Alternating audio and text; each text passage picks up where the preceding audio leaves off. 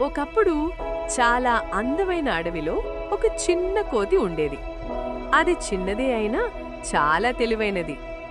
ఒకరోజు అన్ని జంతువులు నీళ్లు తాగడానికి చెరువు దగ్గరకు వచ్చాయి. కాని చెరువు పక్కనే ఒక పెద్ద మొసలి కాపలా కాస్తూ ఉంది. మిగతా జంతువులంతా భయపడి వెనక్కి వెళ్ళిపోయాయి. కాని చిన్న కోతి మాత్రం భయపడలేదు. అది వెంటనే ఒక తెలివైన ప్లాన్ ఆలోచించింది. చెట్టు నుండి చిన్న చిన్న కొమ్మలు, పెద్ద ఆకులు తీసుకుని వాటిని కట్టి ఒక చిన్న పడవ తయారు చేసింది. ఆ పడవను నీళ్లలో నెమ్మదిగా నెట్టింది. మొసలి పడవ వైపు వేగంగా వచ్చింది.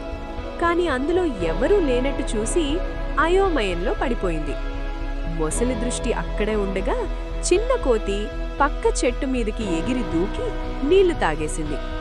మొసలి మాత్రం ఖాళీ పడవనే చూస్తూ ఉండిపోయింది. మోరల్: తెలివితేటలు మనకు బలమిస్తాయి. పెద్ద సమస్యల్ని కూడా తెలివిగా ఎదుర్కొంటే సులభంగా గెలవచ్చు.